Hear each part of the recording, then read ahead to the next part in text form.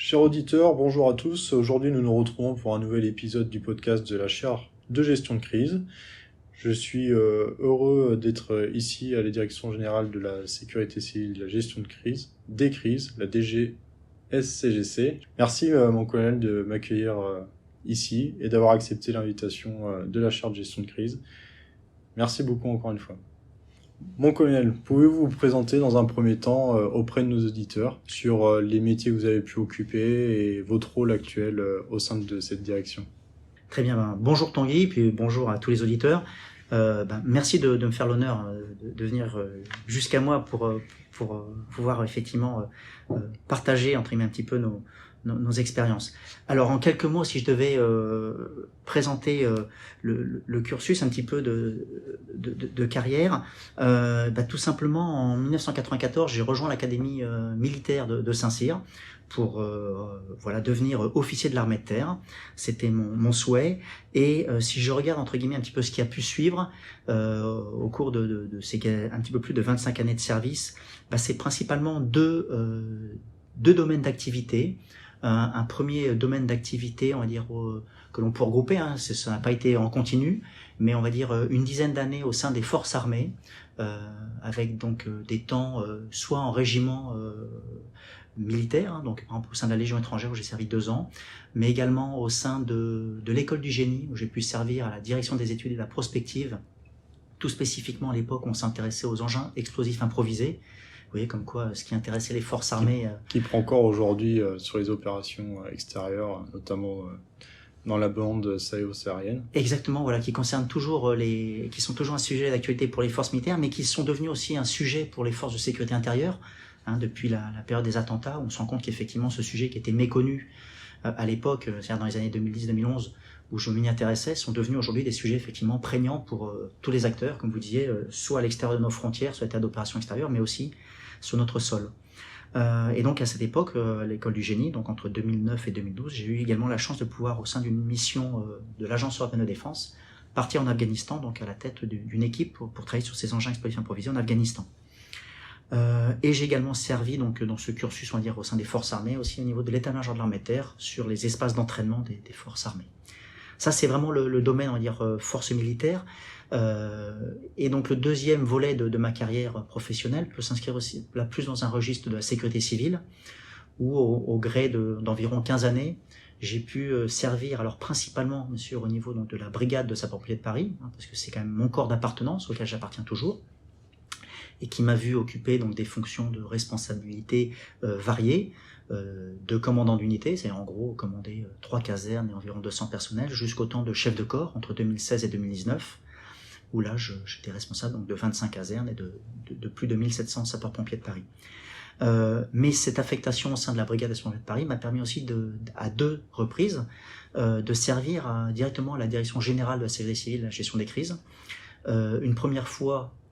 en tant qu'officier de permanence au Centre opérationnel de gestion interministérielle des crises, et une deuxième fois, à présent, en tant que chef de la mission stratégie et prospective, depuis l'été 2019. Donc, ces différentes expériences, si je devais un petit peu conclure sur ces années de carrière, je crois que déjà la richesse de toute carrière, c'est surtout de ne pas savoir ce qu'on en fera en réalité, de profiter généralement de très belles rencontres et souvent aussi de missions un peu inattendues. C'est avant tout ça que je retiendrai. Et puis, surtout de réaliser que tout se fait grâce à l'humain. Je crois que ça, c'est vraiment l'enseignement un petit peu que l'on peut avoir. Si souvent, au début de carrière, on est souvent préoccupé par l'aspect technique et on veut devenir un très bon technicien, on se rend compte assez rapidement que ces données-là et ces connaissances-là, on arrive à les acquérir, et ce qui est souvent le plus difficile, c'est le côté humain et le côté, qu'on pourrait appeler management ou commandement au sein des armées, et que toute la richesse, justement, vient de cet aspect-là, et qu'on arrive à réaliser souvent de très belles choses, mais parce que toute une dynamique humaine se met en place autour d'un projet pour pouvoir bien justement réaliser ce projet. Donc c'est ce que je retiendrai en termes un petit peu de ces quelques années de carrière. Un vrai fil conducteur de manière indirecte avec le retour aux sources sur les questions de prospective et de stratégie. D'un point de vue personnel ou encore plus sur une vision institutionnelle, Comment vous définissez, mon colonel, la notion de crise? À quel moment une organisation est considérée comme en situation de crise? Et est-ce que cette définition, au fil du temps, elle a évolué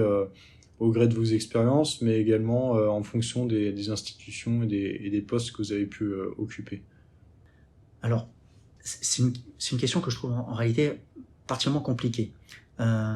Pourquoi? Parce que je crois qu'aujourd'hui, le thème de crise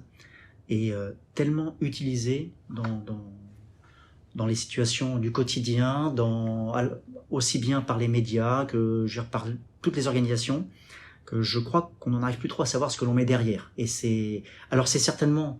je pense, un petit peu le monde de l'hypermédiatisation d'aujourd'hui, la volonté de pouvoir faire le buzz en permanence, que effectivement ce type de vocable est trop régulièrement utilisé. Donc, ce que j'y vois, moi, derrière, en fin de compte, une situation, on va dire, déjà d'un événement majeur ou d'une catastrophe qui peut potentiellement vraiment évoluer en crise si on en arrive à une grande déstabilisation d'une organisation ou d'une structure, c'est, je crois, déjà la logique de rupture. Souvent, ce que l'on dit en tant qu'acteur de terrain, c'est qu'on intervient, nous, souvent dans des situations qui sont des situations de crise pour certaines personnes, mais nous-mêmes, nous ne sommes pas en crise, heureusement. Puisqu'on intervient dans le cadre de certains procédés, voilà, ou de modes d'intervention opérationnelle qui font que justement ça permet d'être plutôt serein face à des situations qui sont des situations malgré tout d'urgence et qu'il faut savoir traiter rapidement. Donc, si je devais définir de manière assez simple, je viens de dire ce qu'est pour moi aujourd'hui justement effectivement une crise, et je pense que ma vision n'a pas réellement changé au cours de mes années de service, c'est effectivement de parler peut-être de cette logique de rupture, de cassure, de coupure. Si on voulait l'illustrer aujourd'hui, où je me dis, bah tiens, peut-être que les crises de demain, qu'est-ce que je verrais moi comme crise réellement de demain? Par exemple, je pourrais parler d'une coupure ou d'une cassure technologique en parlant peut-être d'une cyberattaque, en me disant si demain effectivement on arrive à nous couper nous de nos outils d'aujourd'hui, qui sont comme des outils de communication, là je crois qu'effectivement on pourrait mettre une grande partie des organisations en situation de crise parce qu'elles perdraient les outils du quotidien qu'elles ont l'habitude d'utiliser pour pouvoir faire face. Si je pousse encore un petit peu, je pense qu'effectivement peut-être une forme de rupture géographique ou de cassure géographique de par des événements qui pourraient se produire dans les territoires ultramarins. Je pense là aussi pourrait être une forme de crise délicate ou plus difficile à justement prendre en compte, au regard de l'élongation que certains de nos territoires français peuvent connaître et qui complexifie justement l'action de la sécurité civile, pour en parler. Donc voilà, donc je pense que c'est un petit peu sous cet angle-là que généralement je le présente, que j'aime le partager. C'est assez simple, j'en conviens, mais qui pour moi reflète de manière assez réelle la situation qui pourrait expliquer ce qu'est la crise et justement cette logique de réelle déstabilisation ou de déséquilibre connue par une organisation lorsqu'elle est confrontée à un événement majeur. On sait que dans le ministère de l'Intérieur, la Direction générale de la sécurité civile, la gestion des crises est une direction à part entière. On a tendance souvent à l'oublier donc que ce soit de la Direction générale de la police ou de la gendarmerie nationale. Elle a vraiment une place dans cette institution. Comment cette direction imagine les crises de demain? On a pu commencer à en parler avec votre présentation de la rupture capacitaire provoquée par le monde cyber, mais quelle est la stratégie de cette institution en termes d'innovation dans le domaine de la sécurité civile? Et là, plus particulièrement, du coup, je vais faire référence à votre mission actuelle de responsable de la stratégie et de la prospective au sein de cette direction. Alors, ce qui est intéressant, effectivement, de se dire, c'est que, je veux dire, de manière même déjà globale, le ministère de l'Intérieur, toute autre organisation aujourd'hui, c'est depuis plusieurs années, effectivement, organisé pour pouvoir préparer l'avenir. Parce que je crois qu'aujourd'hui, au final, ce que veulent les organisations, c'est être encore meilleures demain, et donc elles ont à cœur de pouvoir effectivement se préparer. Donc on le voit au sein des grandes directions que vous évoquiez, ou qui étaient sous-entendues, tout au moins je pense à la gendarmerie, à la police nationale, et la sécurité civile, c'est elle aussi organisée en interne pour pouvoir mieux préparer l'avenir.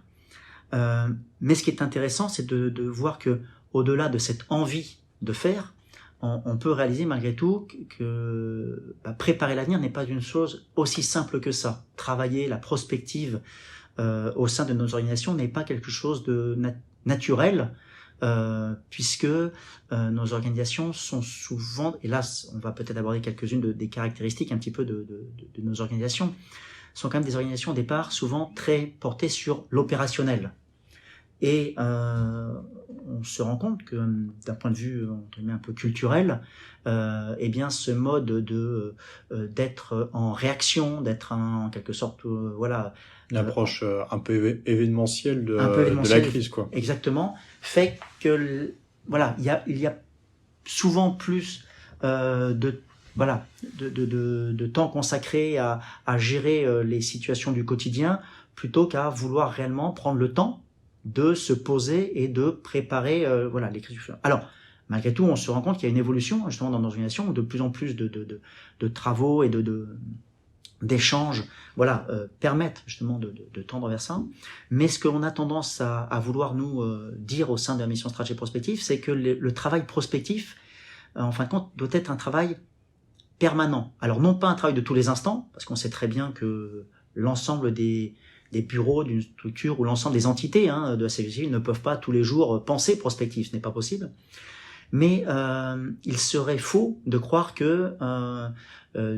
soit la prospective est uniquement le champ de la mission stratégique prospective. Non, la prospective doit être portée par l'ensemble des acteurs et qu'ensuite, effectivement, elle soit animée par certains acteurs, ça c'est important, mais elle est vraiment la propriété de tous. Et ensuite, la prospective ne peut pas être pensée qu'une fois dans l'année. On ne peut pas organiser un séminaire prospective et puis se dire, une fois que ce séminaire est terminé, voilà, c'est bon, tout s'arrête. Non, il faut réussir,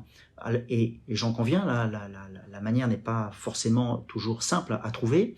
mais de réussir à construire, entre guillemets, un schéma un petit peu de pensée prospective pour pouvoir régulièrement alimenter des travaux et s'assurer que cette envie de préparer l'avenir puisse se construire au fil de l'eau avec un certain nombre d'acteurs. Et c'est pour ça que j'en arrive entre guillemets aussi à parler d'une des à la fois spécificités, une des caractéristiques de la sécurité civile, c'est aussi justement la diversité de ces métiers, la diversité de ces niveaux de responsabilité. Alors quand je pense à la diversité des métiers, c'est aussi bien les métiers d'acteurs de terrain, alors, principalement représentés par la communauté des sapeurs-pompiers, mais aussi on peut penser également aux démineurs, on peut penser aux différents pilotes des moyens aériens, tant des hélicoptères que des avions bombardiers d'eau, par exemple. Et on se rend compte justement de la richesse de la sécurité civile, mais aussi, forcément, dans ce cas-là, de la difficulté de pouvoir associer l'ensemble de tous ces acteurs à des travaux de prospective, parce que justement, quand il y a une grande diversité, il faut réussir à faire en sorte que ces acteurs trouvent un intérêt à réfléchir ensemble à la préparation de l'avenir. Donc là, j'étais sur un aspect purement métier, vraiment de terrain, puis aussi on a l'ensemble des échelons de commandement. Alors on peut penser aux états-majors de zone, on peut penser au centre opérationnel de gestion interministérielle des crises, qui représente là aussi, si vous voulez, des acteurs importants dans la gestion de crise future et qui doivent être associés à ces travaux prospectifs pour pouvoir toujours penser à un modèle encore meilleur dans le cas de la gestion d'événements futurs.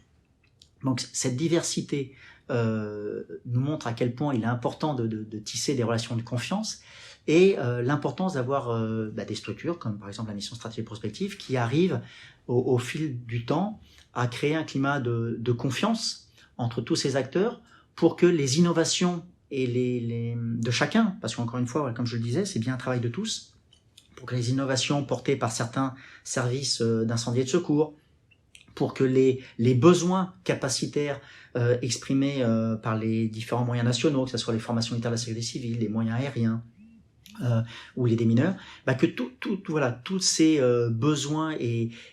réflexions puissent être partagés au sein d'une communauté assez large on pourrait presque dire de référents innovation études prospectives, et que ces communautés puissent en confiance échanger, partager leurs points de vue, et puis offrir aux autorités de la sécurité civile progressivement des éléments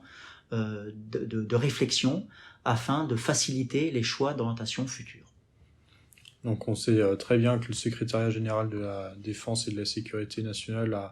est un peu représenté au sein du ministère de l'Intérieur par son bras armé, qui est du coup la DGS-CGC, qui vient, entre guillemets, sur ces enjeux-là, que ce soit sécurité publique, sécurité civile, être le véritable écosystème entre tous ces acteurs-là pour gérer au mieux la crise. Alors, ce qui est intéressant, effectivement, c'est que, alors là, vous prenez effectivement le SGDSN qui étant rattaché effectivement au Premier ministre en cas de permet effectivement de se poser de poser de vraies réflexions sur des sujets majeurs dans préparation de gestion de crise, mais on se rend compte que l'écosystème autour de la sécurité civile est vaste. Bien évidemment, on a l'ensemble des acteurs étatiques, qui permettent d'alimenter les réflexions, mais pas seulement. On voit aussi un rôle de plus en plus important pour la sécurité civile, de pouvoir effectivement d'être connecté au monde de la recherche universitaire pour pouvoir accroître les réflexions et encore une fois, comme on le disait tout à l'heure, alimenter en amont à travers de réflexions construites et validées par des acteurs reconnus, justement, des postures importantes et des éléments de réflexion importants pour nos autorités. Et puis aussi pouvoir profiter d'écosystèmes industriels ou technologiques dans lesquels effectivement on aura aussi à cœur de voir les évolutions à venir, les évolutions capacitaires possibles pour la sécurité civile et voir en quoi cela pourra profiter justement à nos services d'intervention. Je pense tout particulièrement aussi aux travaux réalisés par l'Agence du numérique de la sécurité civile qui œuvre sur Nexis et qui montre à quel point l'apport d'outils générant, on va dire, de la donnée, mais de manière uniforme sur l'ensemble du territoire, offrira demain une capacité d'avoir des travaux de prédiction opérationnelle, une meilleure utilisation de données qui aujourd'hui peuvent faire en quelque sorte un petit peu défaut dès que l'on veut pouvoir réaliser des statistiques sur notre modèle pour pouvoir mieux comprendre peut-être certaines tendances fortes de nos interventions, des tendances donc fortes aussi de la société, parce que quelque part ces données sont intéressantes à partir du moment où on arrive à les croiser avec des données de l'INSEE, avec des données de Météo France, avec d'autres viviers de données, et tous ces travaux-là permettent et permettront encore plus demain à la sécurité civile d'être encore meilleure et d'encore mieux comprendre le modèle dont elle aura besoin pour pouvoir faire face aux crises effectivement à venir. Donc, vous le disiez, effectivement, des acteurs déterminants comme le SGDSN, mais aussi, autour de nous, tout un écosystème au sein du ministère de l'Intérieur, parce que les échanges sont importants avec les autres directions, avec aussi des délégations. Je pense à la délégation pour les partenariats, stratégie, innovation, sécurité, un DPSIS, qui est un acteur très important pour nous, qui a vraiment vocation aussi à s'assurer de la transversalité des sujets entre les différentes directions pour que la réflexion soit d'emblée amorcée sous un angle interservice pour s'assurer que les bénéfices arrivent jusqu'aux opérationnels lorsque les moyens seront déployés sur le terrain. Donc la richesse de tous ces écosystèmes, bien évidemment, sous-tend aussi une grande difficulté de faire circuler l'information et de travailler tous ensemble, souvent rapidement, pour pouvoir effectivement partager l'information et construire ensemble les modèles de demain. Votre présence lors du mois d'octobre, novembre à l'Université Technologie de Troyes va dans ce sens-là, l'importance d'allier la recherche, le monde de la recherche et le monde opérationnel. La Direction générale de la sécurité civile et de la gestion des crises a signé une convention cadre la dernière fois avec son directeur adjoint. Pour l'Institut de sécurité globale, l'ECHER, l'Université Technologie de Troyes, il y a une véritable volonté de construire un modèle pluridisciplinaire. On a pu voir l'importance sur vos éléments de réponse à la question précédente, avoir à la fois une notion de souplesse, de compréhension entre acteurs, d'innovation, face aux défis sécuritaires d'aujourd'hui, mais surtout ceux de demain, de développer un nouvel espace de réflexion et de production de connaissances sur des situations de crise, et également d'apporter une réponse toujours soucieuse de cette proximité d'un point de vue opérationnel. Quelle est la stratégie que vous souhaitez mettre en œuvre, en évoquant plus particulièrement sur l'entité DGS-CGC, mais mettre en œuvre sur les objectifs pour construire ce modèle de demain? Alors, effectivement, cette signature de la convention entre la Direction générale de la sécurité civile et l'Université de technologie de Troyes, et tout spécifiquement son Institut de sécurité globale et d'anticipation, s'inscrit en réalité dans une dynamique assez simple. C'est de pouvoir rapprocher, mais on va dire de manière durable, deux univers qui ont en réalité envie de travailler ensemble, mais qui ne se connaissent pas réellement bien, ou qui ont besoin de temps pour mieux se connaître. On a pu faire le constat qu'aujourd'hui le monde opérationnel, effectivement, et on l'a évoqué déjà un petit peu précédemment, donc est souvent amené à être dans une mode un petit peu de l'urgence, voilà, de devoir réagir rapidement, tout en devant s'adapter aux technologies nouvelles, aux évolutions de la société, prendre en compte voilà des modes de fonctionnement nouveaux. Et il n'est pas rare de constater que l'appropriation de ces nouveaux éléments demande du temps, et on ne peut pas être simplement dans une logique d'acquisition d'un nouvel équipement, d'une capacité, pour se dire que l'usage en sera le meilleur.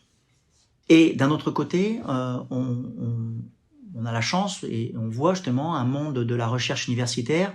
qui a à cœur, dans une logique aussi parfois un petit peu de recherche opérationnelle, de recherche action, d'être dans une volonté de pouvoir s'emparer de sujets importants, d'aider aussi un petit peu les acteurs opérationnels à problématiser, entre guillemets, des fois certaines difficultés qu'ils rencontrent, mais pour lesquelles il n'est pas toujours simple de pouvoir aussi les cadrer. Et donc l'intérêt pour cette recherche universitaire de pouvoir s'emparer de ces sujets, et donc derrière ça d'avoir justement la force de pouvoir rattacher leurs travaux justement à des concepts, à des idées voilà déjà bien avancées, mais qui n'ont pas toujours au final pu arriver jusqu'à nos entités opérationnelles, entre guillemets. Donc on voit qu'il y a deux mondes motivés, deux univers qui ont, entre guillemets, dans leur mentalité la volonté d'avancer et de mieux faire, voilà, mais avec peut-être un manque de passerelle. Et au sein de la mission stratégie prospective, mon prédécesseur avait eu la clairvoyance, je veux dire, d'accueillir un doctorant pour pouvoir, je crois, déjà, bien sûr, enrichir la qualité, les travaux donc de la mission stratégie prospective. Mais ce qu'on a pu constater, c'est avec cette présence au sein de notre petite équipe, d'ouvrir tout un champ de connaissances au sein du monde universitaire, et de faciliter aussi, je veux dire, pour le monde universitaire, une forme d'appropriation de nos sujets, en étant en quelque sorte un petit peu l'articulation, voilà. Et donc ce doctorant, au regard du travail qu'il réalisait au quotidien, s'est avéré en fin de compte être la réelle passerelle entre ces différents mondes, et à permettre aussi, d'avoir une forme un petit peu de communication, ou d'être en quelque sorte l'ambassadeur aussi de la cause recherche universitaire au sein d'une direction comme la nôtre, et même au sein du ministère, puisque le nombre de chercheurs au sein du ministère n'est pas forcément important, et on voit à quel point, malgré tout, les apports de ces chercheurs sont importants, et de pouvoir étoffer cette ressource humaine est quelque chose de positif. Donc, je crois que ce partenariat entre l'UTT et la Direction générale de la sécurité civile, qui s'est en fin de compte révélée être pertinente au regard de cette expérience, effectivement s'inscrit dans la volonté aussi de pouvoir contribuer à renforcer et à densifier la qualité des travaux justement qui sont produits en interne, en offrant la possibilité de s'inscrire dans dans plusieurs logiques. Tout d'abord, offrir à la communauté de sécurité civile une possibilité d'avoir un regard sur la richesse des travaux qui sont faits par le monde universitaire. Et plus justement on rapproche les deux mondes, plus on peut se permettre effectivement des rencontres et donc d'amener nos autorités, nos chefs de bureau, voilà, nos sous-directeurs à côtoyer ce monde de la recherche et à réaliser à quel point ce monde de la recherche est en prise avec les difficultés, enfin avec les évolutions, je ne veux pas dire qu'avec des difficultés, non, mais avec les évolutions de la société, tant d'un point de vue sur des nouvelles technologies que sur des événements de sociologie, enfin voilà, donc toutes ces approches qui sont particulièrement riches et dont nous avons besoin. C'est également, je crois, la possibilité pour nous de pouvoir, à terme, mieux poser justement les difficultés auxquelles nous sommes confrontés, ou tout du moins les sujets que nous aimerions travailler en profondeur et identifier avec justement la communauté recherche, eh bien, les meilleurs angles d'approche pour pouvoir définir ces problématiques et s'inscrire dans une durée de quelques années pour pouvoir identifier bien des éléments de réponse à ces sujets et donc se donner du temps pour s'assurer de construire quelque chose de durable dans le cadre de ces réflexions à venir. Et ce qui est aussi, je crois, un enjeu fort pour la sécurité civile, c'est de se dire qu'à travers ces travaux et à travers cette volonté d'être plus visible dans le monde de la recherche universitaire, et dans le monde universitaire au sens large, je crois que la sécurité civile profitera de cela. Parce qu'aujourd'hui, on peut se rendre compte qu'il est parfois compliqué pour des acteurs extérieurs à la sécurité civile, justement, de comprendre réellement le périmètre d'action et de savoir ce que regroupe réellement la sécurité civile aujourd'hui. Et donc je crois que ces différents travaux offriront la possibilité à la sécurité civile d'être mieux connue par nos citoyens et donc sera encore une fois là dans un registre qu'on n'imaginait peut-être pas au départ, mais dans une logique presque de communication, un atout supplémentaire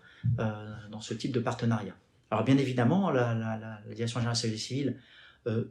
entend poursuivre ce type de rapprochement avec le monde de la recherche, parce qu'elle y voit un réel intérêt, mais en voulant le faire de manière raisonnée, pour ne pas non plus multiplier à outrance ce type de relation, au risque de ne pas être capable dans le temps d'assurer, dire en quelque sorte, le service après signature, on va dire. Tout à fait. Donc, on est dans l'actualité avec cette crise sanitaire qui a marqué chaque citoyen en France, avec une brutalité de l'événement qui, je pense, a surpris le citoyen non sensibilisé aux questions de sécurité, puis même des personnes issues de ce milieu. On est aussi dans un moment où on peut évoquer le rapport GIEC qui a été sorti. Après tous ces éléments-là, comment, selon vous, quels sont les défis qu'on peut associer aux questions d'anticipation qui sont fortes en gestion de crise sur les événements des prochaines années, on peut imaginer une intensité de plus en plus forte demain sur les catastrophes naturelles. Comment la DGS-CGC pense à ces questions-là dans un contexte où les événements vont sans doute se répéter, augmenter, mais également vraiment monter en intensité de manière de plus en plus extrême? Alors effectivement, la question du changement climatique est un sujet prioritaire pour la sécurité civile au regard bien sûr des effets que pourrait avoir ce changement climatique, enfin ces effets qui auront lieu, et de pouvoir réfléchir aujourd'hui à effectivement une augmentation de l'intensité de certains phénomènes, de l'augmentation donc de l'intensité, mais de leur fréquence également, et éventuellement de leur point d'impact même sur des zones qui aujourd'hui ne sont pas forcément touchées. On peut penser aux feux de forêt qui sont de plus en plus présents, ou les feux d'espaces végétaux qui sont de plus en plus présents dans les régions du nord de la France, où voilà, ce sont des phénomènes qui n'existaient pas il y a encore quelques années, qui aujourd'hui deviennent plus fréquents. Et donc la sécurité civile se doit, elle, pour penser son modèle de sécurité civile de demain, prendre en compte ces évolutions afin de devoir réfléchir à son organisation, de devoir réfléchir à ses moyens, de devoir réfléchir justement aussi à ces ressources pour pouvoir faire face et toujours pouvoir porter secours à la population, assurer la protection des biens et de l'environnement, comme cela lui est demandé. Mais c'est vrai que si on devait peut-être aussi poser je crois, un vrai sujet, qui pour moi est un sujet sociétal, mais qui concerne réellement, je veux dire aussi, le monde de la sécurité civile, parce qu'on se rend compte qu'aussi le monde de la sécurité civile est une relation très particulière, puisqu'elle s'appuie en grande partie sur, bien évidemment, les citoyens, parce qu'on sait que le citoyen est le premier maillon de la chaîne des secours, mais aussi à travers son volontariat, à travers justement l'engagement citoyen dans le domaine du volontariat, et même au sens plus large, on pourrait dire aussi dans le monde associatif. Et je crois qu'un des enjeux pour nous de demain, c'est de réussir à s'assurer que la tendance parfois un peu à l'individualisation ne remette pas en question notre modèle et en quelque sorte aussi notre résilience, parce qu'on réalise à quel point effectivement face à des situations, et vous l'avez évoqué, comme le Covid, où on a été amené à connaître des postures que personne n'aurait pu imaginer quelques années plus tôt, de confinement, de port du masque, de limitation de certaines activités, et comment chaque individu arrive à accepter de perdre en quelque sorte une forme de ses libertés individuelles au profit d'un intérêt général supérieur. Et je crois que un des vrais sujets pour demain, c'est justement comment s'assurer de l'engagement citoyen au profit de cet intérêt général, en étant certes toujours aussi connecté qu'aujourd'hui, voire plus, toujours dans une logique où on sait que l'information circule très vite, après à s'assurer de la qualité de cette information qui circule, mais je crois que le grand défi de la société de demain, c'est effectivement faire en sorte que pour que la société soit résiliente, c'est de s'assurer, de réussir à faire comprendre aux citoyens qu'ils ne peuvent pas forcément tout attendre de l'État, que l'État a son rôle à jouer, que l'ensemble des acteurs doivent effectivement pouvoir assurer la mission, mais que le citoyen est vraiment le premier maillon et qu'il doit lui s'inscrire très tôt dans cette démarche-là pour se sensibiliser, pour vouloir jouer ce rôle d'acteur, on va dire de primo-acteur, presque primo-intervenant dans certaines situations, et qu'il ait conscience que justement à travers cette dynamique-là, il contribue à la résilience de sa nation. Voilà. Pour moi, je pense que c'est réellement un sujet d'avenir. Merci mon colonel, comme je terminerai sur ça, la sécurité c'est l'affaire de tous, on le voit. Une conclusion qui fait écho vous pouvez écouter, chers auditeurs, au podcast de la chaire de gestion de crise Wedgie, où le citoyen a sa place à part entière dans ce dispositif. Merci encore à mon colonel de m'avoir accueilli ici. Merci à tous, chers auditeurs, d'avoir écouté le podcast de la chaire de gestion de crise, et n'hésitez pas à partager l'épisode sur les réseaux sociaux, et je vous dis à bientôt. Merci à vous.